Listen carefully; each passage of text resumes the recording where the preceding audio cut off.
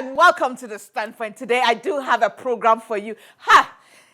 Some of you may not remember because you're too young, but years ago, before I started broadcasting, before I became a presenter, before I thought about becoming a journalist, and during my time, she was the woman.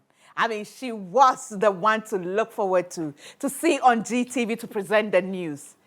Amazing hair, diction, her posture. I mean, she exudes of everything.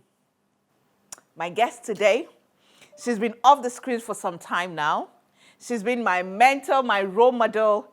She was actually the first person I went on assignment with. As an intern at GBC. They used to call her Selma Valcott. My guest today is Selma Al-Hassan, and it's going to be an interesting, somehow, I think she mentored me well. Some part of her story became part of my story. She's now an author, just as I am an author. We take a break. When we come back, we get to hear her story. Well, let me say thank you to GTP for my cloth. This is Adepa Dumas. My dress was made for me by Monique Friday all the way in Kumasi. Thank you so much. My makeup always by Nax Beauty Studio, and my hair by Exotic Trends. We take a break. Get ready to meet that woman. She hasn't changed much. You see her and you remember her. We'll be back.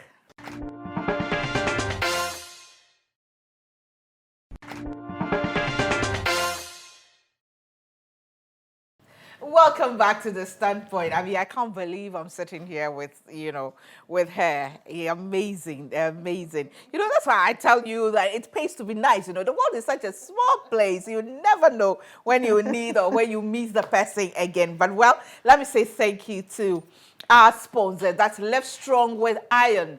Iron deficiency is a big problem in our country.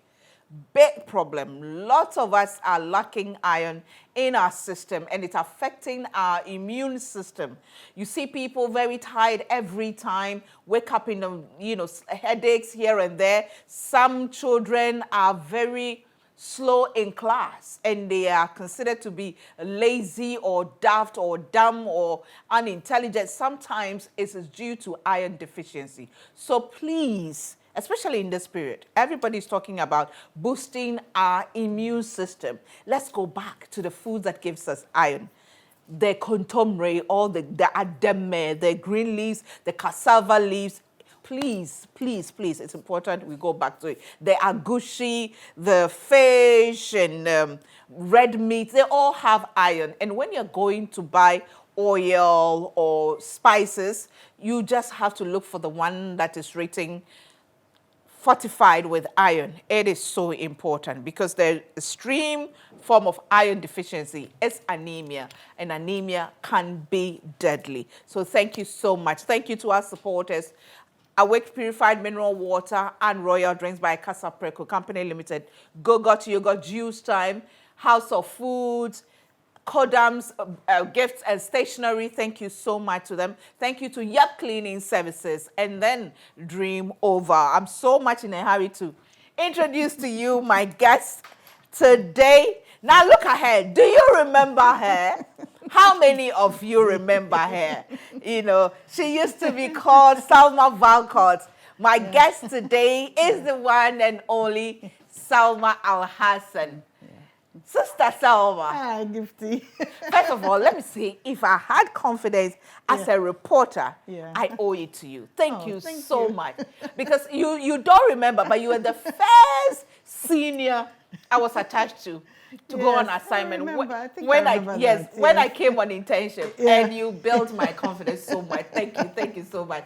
It's good to see you. Good to see you too, and I'm so proud of you. Thank you. You know what you've done. Thank you. Yeah. I'll just tell you my crew that there's some of the things you went through that I realized that I went through the same. Yeah. How did you deal with the controversies when you were on air? You're talking about the rumors. The rumors and the speculations.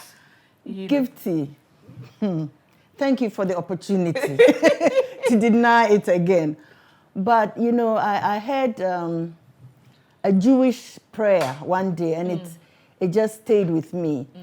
when you offend somebody and you want to apologize to somebody, imagine that you have a pillowcase full of feathers and you spread all the feathers out and the wind has carried them away. Go and pick up all those feathers and put back in the pillowcase. And when you're able to do that, then go and apologize. I would like to tell the person who started this rumor about me to go and pick up all the feathers. It has gone so far and so wide. It's unbelievable that even today, that I thought I have sued a newspaper and won, and it was all over the news, and in spite of that, even today, people who are so young have heard it and they said their parents told them. I met a young lady in the US. We just happened to meet at a seminar. Right. And she was a Ghanaian and I was a Ghanaian. Because of her name, I asked her, are you a Ghanaian? She said yes. So of course we got talking. We were chatty and we spent the day together. And we were asking each other questions.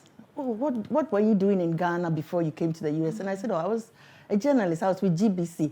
Oh, she even asked about you. Do you know Gifty Auntie? I said, yes. Do you know Barbara Sam? I said, yes. Do you know Ebenezer Pabing? I said, sure. They're my colleagues. What about that lady who had the baby with the president? At that time, I had started my lock, so I cut my hair very low. She didn't recognize me. So I just looked her in the face and I said, that story is a lie. And she, what she said? She jumped up and said, it's true. It's true. She knows for a fact. My mommy told me. She said, my mommy told me. And I said, I'm telling you, that story is not true. And then she said, oh my God, it is you. And I said, yes, that story is not true. Then she apologized and all that, I had somebody, a man who told somebody that he was at the out, and they said I had a baby. Yes, if you say somebody's girlfriend, well, it's a lie, but then you go as far as saying, I had a baby. So somebody said he was at the outdooring. And that person told my aunt, my mother's sister. He didn't know that was my aunt. And said, when she said, look, that story is not true, he said, hey, I was at the outdooring. Then there was another case where a colleague of ours at GBC actually told me that his friend told him that his mother was a midwife who delivered me. Yes. Unbelievable. So, Selma, when you heard mine, how did you feel? That I also had a child with, the person. How did you feel when you heard mine? I knew it wasn't true. I was actually away at the time that yours was. So when I came back, those I'm close to know about this kind of thing. So people were telling me in the vein of, oh, what happened to you has happened to Gifty too. It's like whoever told me knew it wasn't true. I never heard it from anybody as if it was true. I just heard it like it was a nice, so poor Gifty. That's all I said. I'm just hoping because, just like yours, mine too, I was with my brother Kwame Sifakain when he had a call. And the persons, and I was working, then I had gone to London to do my master's, but my father had died, so I've come back to bury my father. And the person called Kwame and told Kwame Sefaka that he had just seen me in Primrose Hill, London, pushing a pram with a baby in it. And you were here? And I was here with the same person he was talking to. I'm not surprised, So, sometimes you wonder, how can people be this evil? People want it to be true. You see, they are disappointed when it's not true. I don't know why. I had friends in London. At the time that this thing exploded, that I had the baby, I have a friend in London who genuinely, she sent me baby clothes. She didn't mean any harm. She really didn't mean any harm. She sent me a gift of baby clothes. I said, oh my God.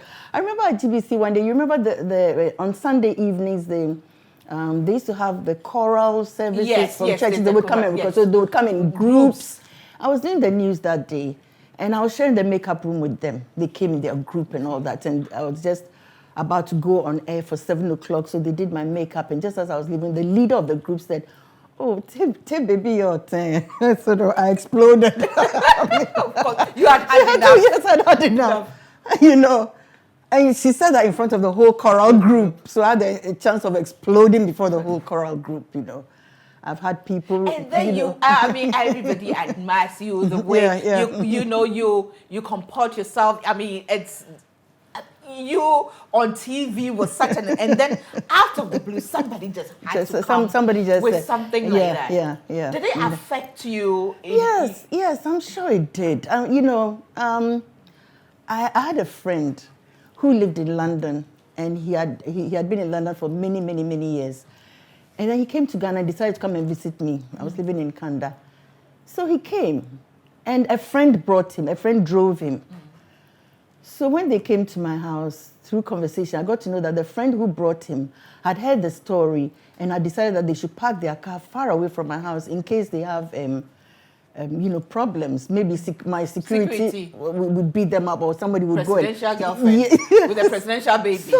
So they parked their car far away. So it's when I was going to see them off and I realized they had parked there. I said, why did you park so far away? Then the whole story came out.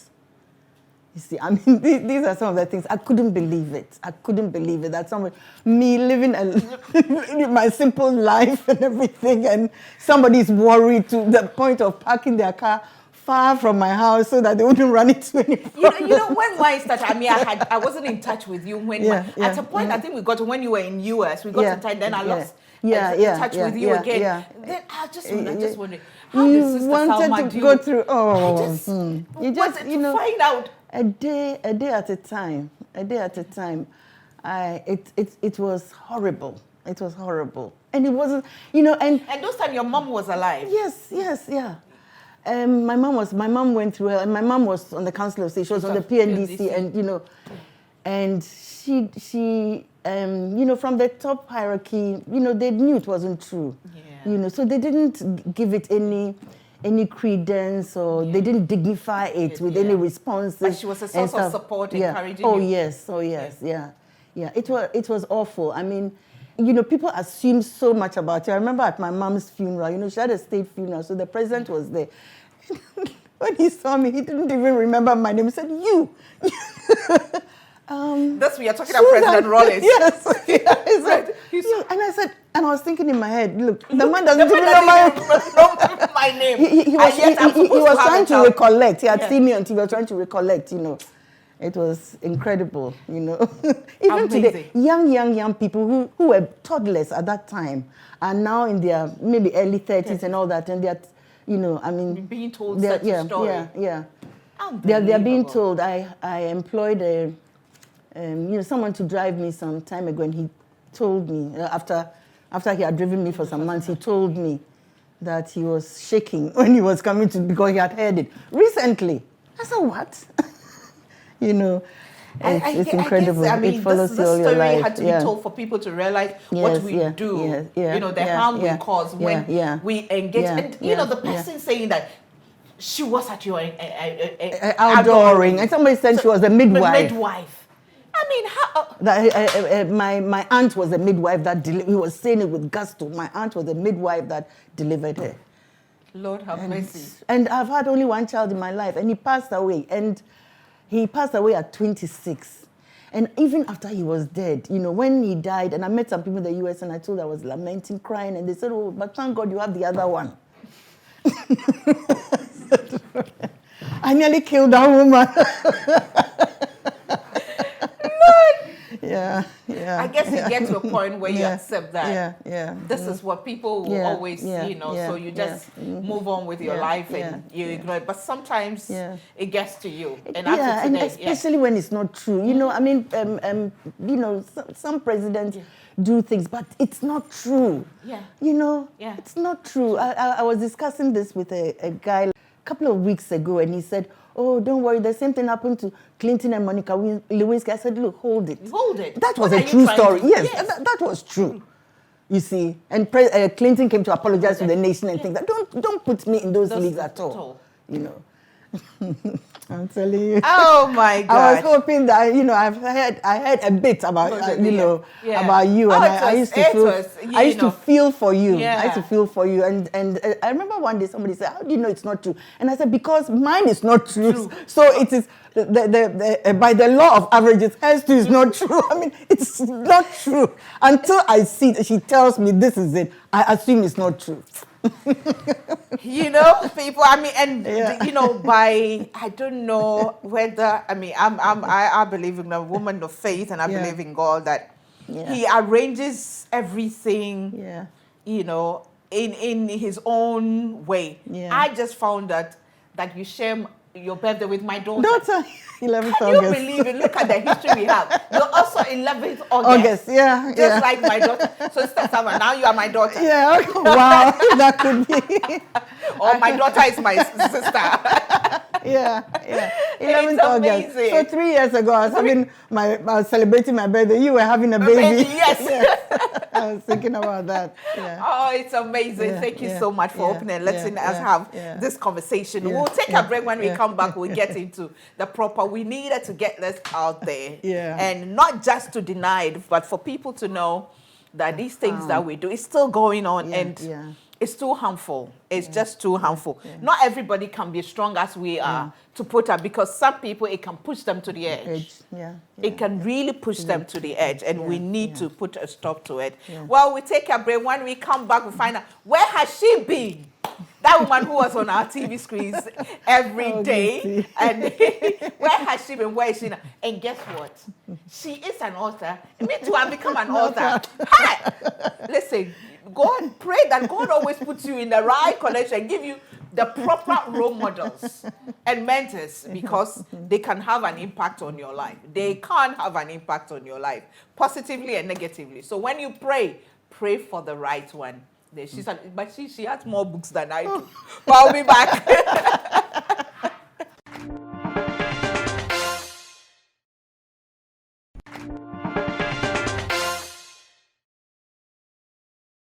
Welcome back to The Standpoint. I guess by now you've called people to tune in, huh? Don't worry. If you missed it, you can watch it at 8 p.m. on Facebook Live and then on YouTube. And next week, Saturday, at 7 p.m. you can watch it on EBN TV as well. The Standpoint is now on 5 platforms, so you can never miss it. If you missed the beginning, you can go back and watch anytime. Again, I say thank you to GTP for my cloth. My dress was made for me by Monique Friday, all the way in Kumasi. Thank you so much, Monique. And my makeup by Nax Beauty Studio, and hair by Exotic Trends. So how long did you work with GBC before you left? About 12 years. About 12 years, okay. Yeah, as a full-time employee, about 12 years. Yes, okay. Do you have fond memories about GBC? Yes, I still dream about it. Sometimes I dream that I'm rushing to do the news and I'm late. It's always and I'm rushing. You loved it that much? Yeah. Well, you know, it took a big part of my life, you know. Yeah.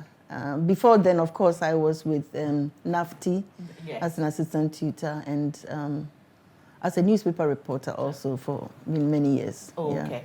Okay. Ghanaian Times. Okay. Weekly What are Spectator. some of your memorable moments at GBC? Memorable moments. There are many, you know. I remember once when I was sued for something I read on air. Yeah, you know how they do the lawsuits. I'm the one who delivered the news. It was, I don't remember the story, but it was apparently, it wasn't, it was a mistaken story, something to do with Ghana Airways or something. But anyway, they sued me and they sued the Director General, the Director General and GBC. So I had to go to court a couple of times with the Director of Administration. Wow. Eventually, they dropped the case. I remember being worried about it. I said, supposing we are found guilty, I'll be a felon. I was telling Mr. Appenty, the news boss, I said, don't worry about it. You know? Yes. And you know the misunderstanding that people, or the misconception people have about news presenters, they think that whatever we say is from us. Yes, it's from the news presenter. I remember being called by a minister then. He was a minister of finance. And then I was summoned to his office. I was, confused. I didn't know. And then he said to me, Gifty, I've realized that everybody has been saying that anytime you are presenting the news, you give me a very short sound bite. You make me speak for a very short time. It is not my story. I'll just read what I'm given to read. But then people think that everything is you. Interesting. Then you vanished. So when you left, where did you go? I went to the US. Actually, I didn't intend to spend so long there. I decided that I would go, and my son really wanted to go, and he had the opportunity to go. but it was tied to my going, you know. Right. So I decided I'll go and settle him and then come back. But then, as if I knew he would die, because something just kept me there, you know, as if I didn't. Supposing I had left him and come to Ghana, I would have just been sitting here and heard that he had died, because he died of natural causes. He had an aneurysm. Yeah. Oh, I was going to, So it was very, very, very sad, because he was very healthy. So healthy that he never even went to the doctor, except once when he needed a physical to get his driver's license. That's the only time he ever visited a doctor. He was that healthy. He never had a headache. Even when he died, I went to his room looking for medication to see whether he had been secretly in pain. Nothing. The only thing I found was Tums, you know, for hard, stomach upset. Yeah. Yeah. So aneurysm. Aneurysm. Yeah. He just. Wow. It just. Yeah. And some people get it and they are lucky because they get a headache. Yeah. And sometimes they are saved, you know. I'm amazed because quite recently I helped raise funds for a young lady who went through the surgery and she was okay. Jennifer, it was all of us. We did a program with her and raised funds for her. And she was, the surgery was done here. But some people don't. It just erupts and then... It depends on which part of the brain. Right. In my son's case, they explained to me it erupted at the part of the brain which controls his respirations. So as soon as it happened, he was dead. In fact, the neurologist told me that I should take comfort in the fact that he never suffered 1 second of pain or panic. He didn't even know. He just was out. Yeah. Wow. So can you imagine? He was driving when it happened. Luckily, he had stopped at the lights for the lights to change. The lights were red, and that's when he collapsed. I mean, God was wonderful, because he had a passenger in the car who might have died through a crash, or he may have died in his room and been there for hours before. I probably wouldn't even know. No.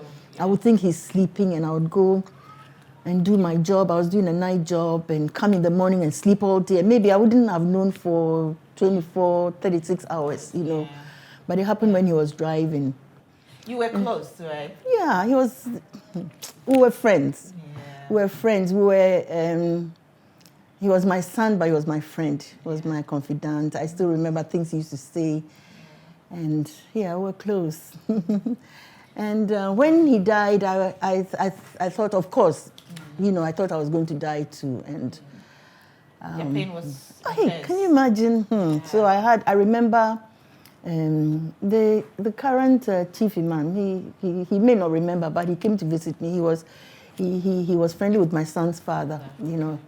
So he didn't know me, he just came to visit me. And I remember one thing that he told me. He told me that, why not you? When I said, why me? Why should this happen to me? He said, why not you? It happened to, and then he said, this is a Muslim speaking, he said, it happened to Maryam. That's the mother of Jesus. So why can't it happen to you? It happens.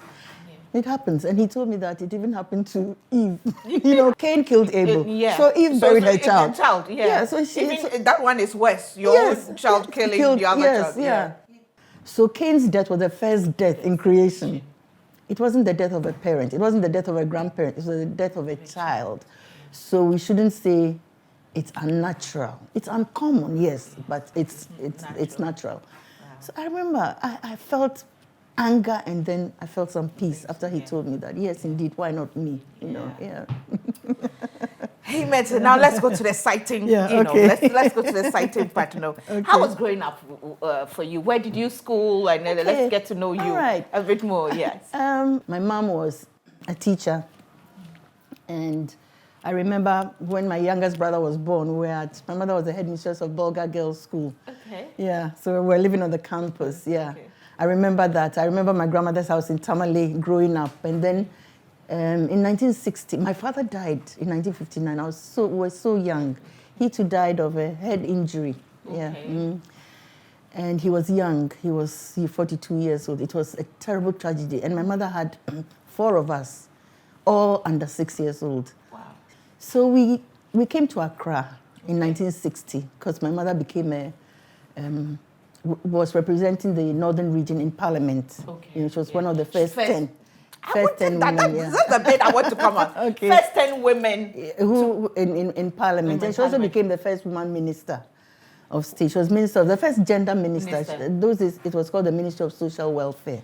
Right. But it was this under President Nkrumah. Kwame Nkrumah, yes. Kwame Nkrumah. Yeah. Yes. So we came to Accra. So that was when they were building the Akosombo Dam and all that. I remember my mother was very busy in the resettlement of the Volta Lake swept away a lot of villages and things. So my mother was very much involved in that. I went to Osu Home School in Accra, South Labadi Experimental. Okay. In fact, I've just joined their old Students Association. Okay. Everybody's so young. Those they're in their 40s. Anyway. So I went to Osu Home School and then did a common interest, went to Achimota. First of all, I went to Holy Child. That's what I chose. Okay. Holy Child. And I went there, while I was in Holy Child, the 66 school happened. Okay. And my mother was locked up in James Ford prison. Wow. Yeah. I mean, she was a minister, and there was a coup d'etat. We didn't see her for about 6 months. It was terrible. But they told her she was in protective custody. When she came out, her hair had grown so long, and she said, I was in prison. Oh. It was protective custody. Anyway. Then she removed me from Holy Child because she said she just had such a traumatic experience that she didn't want any of us to be far away from me. Her. So she removed me, and then I took an exam because I had done very well in the common entrance, so it was easy for me to get into Achimota because even they had wanted me. Yeah. So I went to Achimota until I went to the School of Journalism. I want to say something about my father. Yes, my father was Edmond Al-Hassan. He was the district education officer. When he died, we were living in Bekwai at the time. Okay. He was also a very promising young man who went to school in a time when a lot of people were not going to school. I was talking to my sister who lives in England last night, and she was telling me the story of how my father even went to school. It was because they had passed the law that every family had to send one child to school. I know people were hiding their children. They didn't want to send them to school. Yeah, they were hiding their children. My father was given to his aunt's husband to go and learn a trade. So my father is called Alasan Banzaba. In Dagbani, that means leather maker. The Banzaba means leather. The governments like to call people by their professions a lot. I noticed that, So there's a school in Tamale called Alasan Banzaba Memorial School. Named after your dad? Named after my dad, but it was founded by Mrs. Jane Al-Hassan. She's a British lady who married lawyer Al-Hassan. He was actually one of my father's students, but he was the first lawyer. Okay. Yeah, so that school is, my named after my father. So my father went to school because he was... Promise me this, when everything is settled, when could this COVID go out, promise me we'll go and visit the school together. Yes. I would love to take you there. Yes, please. Okay. Yeah, I will go. Okay. I would love to go. But But it's so funny. My father went to school just by chance. Yes. They were hiding him. And then people went and eavesdropped that there's a school-age boy in this house. So the authorities came and he said, no, it's not true. He said, no, we hear you have a school-age. And so they dragged him kicking and screaming to school. And he ended up being the first graduate from the North. He got his degree from Cambridge University.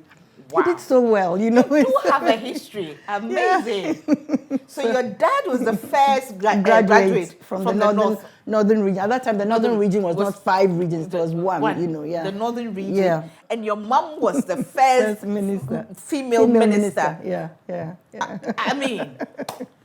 Yeah. Anyway. I think when people can tell the greatness in you, so they try to put impediments, but they lie bad. As you say, they lie bad. This is amazing. Yeah. But somehow all these things didn't really affect you because Sister Selma, we all know, was very kind, very humble, very affable. When we got to know your story about who your mom was, we were amazed. And nobody could tell that you were who you were at GBC because of your mom. Because you owned your space there. Yeah. Oh, okay. Speaking about memorable moments at GBC, my mom was on the Council of State and even on the PND. Sometimes she would be on the news and I would be reading. I said, Mrs. Susan Al-Hassan today cut the sword. Those are some very interesting moments. Imagine, and I really remember her. Somehow she, I don't know, I don't think she knew our story, but she loved me. Anytime I met her anywhere, she was very, very nice to me. Wow, we'll be back.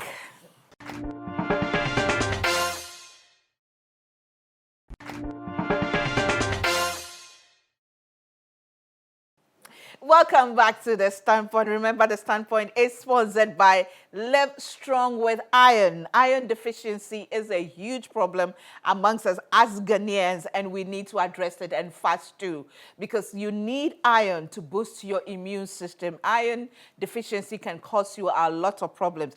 Unnecessary headaches, weakness. It affects children, women within the reproductive health period. Anytime you go through your menses, you lose so much blood, you're drained of iron. So you need to always make sure that you are, quote unquote, stocking up on oil. Pregnant women, you are feeding two people, yourself and that unborn child. So make sure that your foods are rich in iron. All the dark green, vegetables, the contomere, the adam, the cassava leaves, all the dark green, make sure they are incorporated in your diet. Fruits is so important after meals. Make sure you take a fruit. Beans is not just to fill our stomach. Beans is rich in iron, very rich in iron. The agushi, fish, red meat. Make sure you take fruit. I repeat, after every meal, make sure you take a fruit, an orange, pineapple, banana, or some fruit that will help work together with the food that you've eaten to retain the iron in your system. When you're going to buy oil, you're going to buy spices, you're going to buy 10 tomatoes, look on it. Check if it's fortified with iron. You buy those ones to use it. We need it, especially in this period, COVID-19 period. We need to boost our immune system. So please make sure you do that. Again, I say thank you to all our supporters. Go-Got Yogurt. Women, yogurt is good for us. So make sure. Auntie Selma, I'll give you some yogurt, okay? Okay. Juice time. Thank you so much. Thank you to lovely. Awake Purified Mineral Water and Royal Drinks by Casa Preco Company Limited. Thank you to Yup Cleaning Services. Cake Technique, I miss you, please. I miss your cupcakes, so please come back and support us, okay?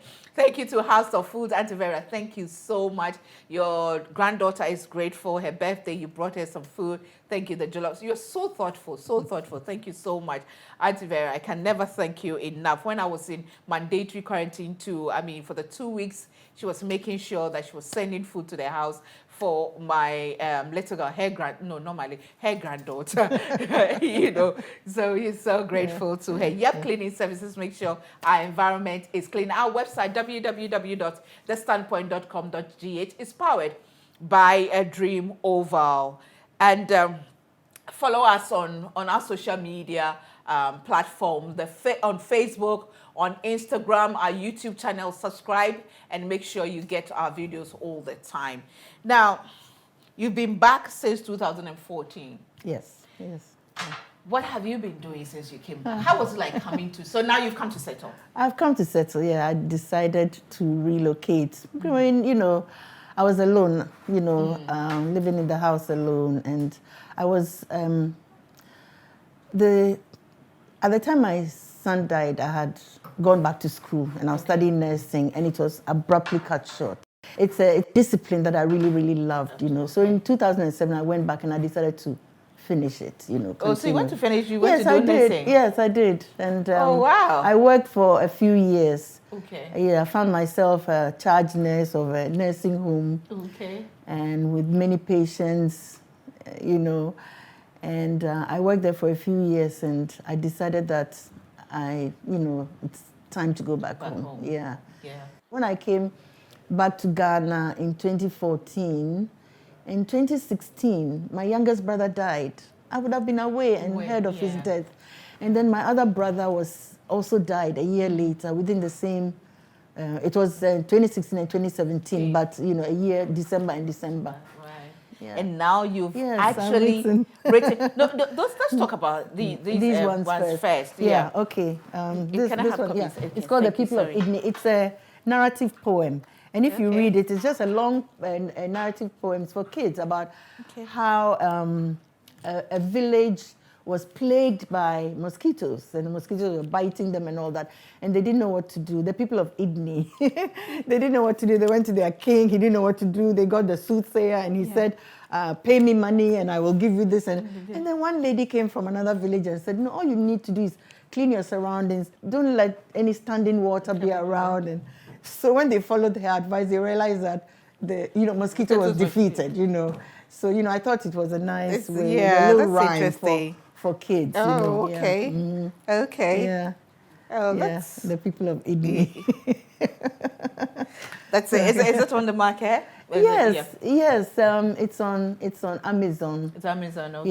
Yeah. Okay. And it's at Book Nook also. Book Nook. Okay. And EPP. Okay. Yeah. Okay. Yeah, at the moment. And this one is. This is called Glories with God. It's about a little girl of 10, and she died. She was born with a heart condition, which was a hole in her heart. Yes. Okay. Yeah. And there was a conflict between. Her mother wanted her to have the surgery. The doctor said the surgery would heal her, but the father said no. It was spiritual. It was a demon of the heart. So they went to. So the father didn't allow the surgery, and the mother was fighting him until the end, when she defied her husband and gave her consent for the surgery. But unfortunately, the girl died that night. Yeah. Oh. And this is it's called Something Is Wrong with My Affairs. It's about another 7-year-old. I've forgotten the ages. Very real, huh? Real, yeah. The picture. Something is wrong with my affairs. Yeah. She was a little girl. She loved her dad was a single father, and she loved her father so much. He too loved her so much. She thought he was the greatest person in the world.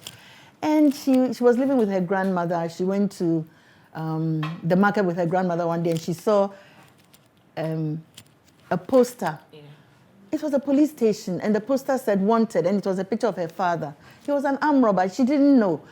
And when she saw the picture, she was so happy because her father's picture, Yeah, so that's the story of her.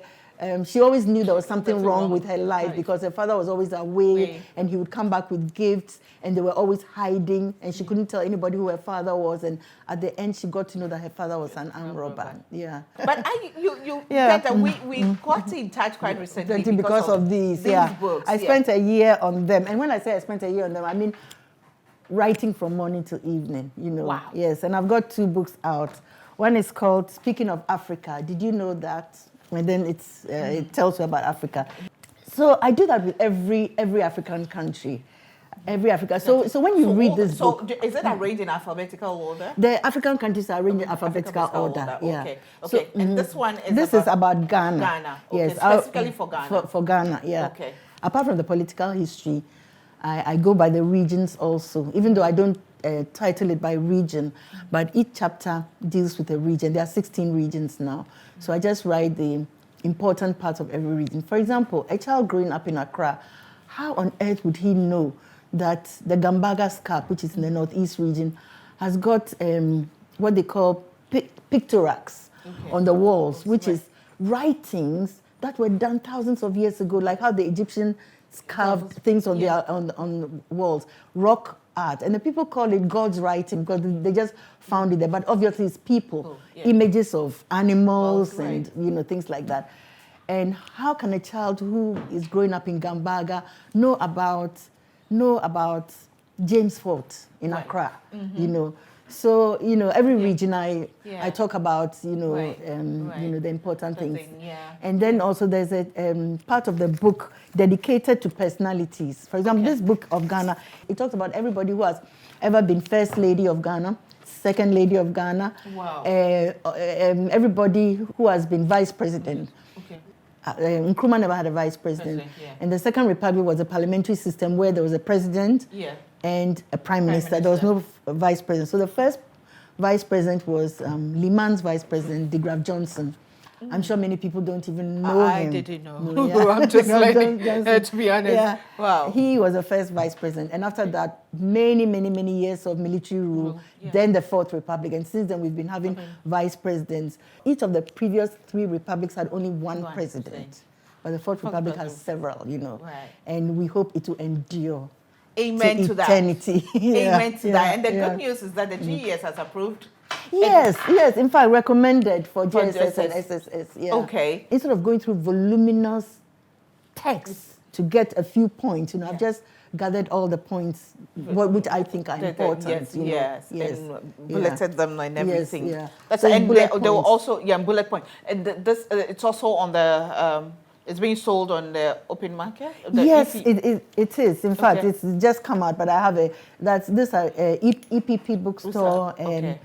Vidia, Delcam bookstore, Amazon, Okay. and then Book Nook. Book And Nook then, also has yes, it. and Okay. then you can buy it from me. Okay. This is yeah, something that yeah. every home must have. I think so. Yeah, I think it's a book. Yeah. When I was growing up, we used to have books like that. Yes. Every home you can pick up and Yeah. In conclusion, what Yeah. have you got to say to women watching you? I mean, your generation, my generation, and the younger generation, generation about, especially. adding value to yourself? Because Yeah. obviously you have added, so much value to yourself, irrespective of whatever you go through. Yeah. Well, I would rather talk about don't make the mistakes I made. Don't put anything off. Don't say I'm not good enough. A long time ago, I should have come out with this book. And I said, oh, no, nobody. I mean, who am I? Who am I to write a book on history? I'm not a historian, but I'm a journalist. Yes. They are the ones who write history. If you read all the people who are authorities in history, they are journalists, There are those who, of course, are historians, really, but I'm not into that, Right. So it took me a long time to be able to accept that I am a qualified journalist and therefore I'm qualified to write a simple book on history in Ghana for children, So don't give up. Don't think you're not good enough to do anything. If you feel like doing something, do it. Right. And even if you fail, just keep on. Do it again. Keep on trying, Yeah. Just do it, yeah. Just do it. Just do it. Yeah. Thank you so much. Thank you. And thank you for the opportunity. You're Thank you for welcome. having me. You're welcome. It's an honor. It's an honor too. I'll be back with a bit of me.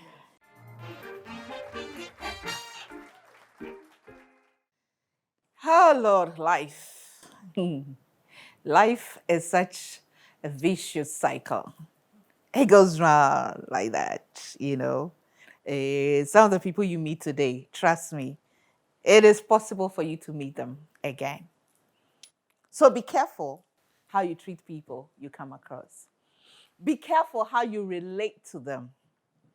When you're busy trying so hard to destroy somebody's reputation, to pull somebody down, be careful, because you don't know where and when you meet that person again. And sometimes, don't think that the things you're doing in secret behind the person will never get to know. The fact that the person hasn't said anything doesn't mean that he or she doesn't know. We can be so wicked as a people. Today, I have learned a lot.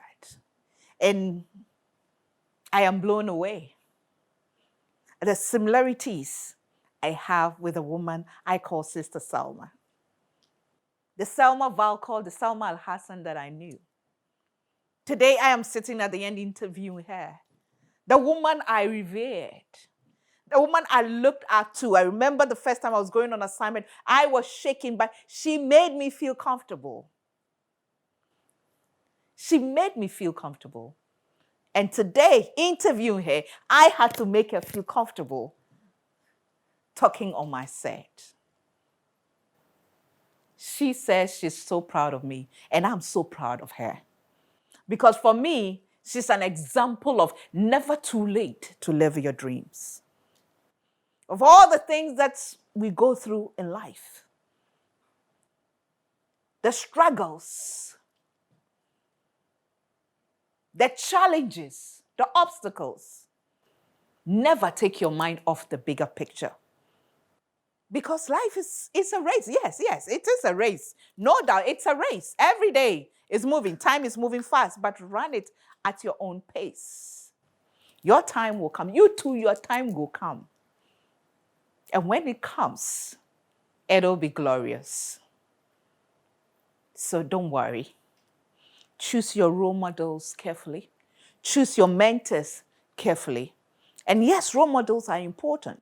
I had to get a role model. I grew up without seeing things around me that I needed to know to mold me. I grew up with just a father, of course, he was my everything, but I needed a female touch as well. I needed to see women aspiring to do great. My mother was not educated. My mother never went to school, but I saw women who became my role models, who were going forward, who were going to school, my mother didn't understand. So if you've read my book, 50 Nuggets at 50, my mother didn't understand the importance of educating the girl child. But there were people I saw, people I spoke with, people who inspired me to know that as a woman, education is important. As a woman, there's no limit to what I can do because I saw women do it. When you're choosing, choose right. Choose right and be kind. Be kind to people. Be kind to yourself. Be kind to yourself and be kind to people. I remain the woman with super crazy faith in God. I know that with Him all things are possible. All things are possible. But He has given us wisdom. Let's apply it. Thanks for watching. See you same time next week. Bye for now.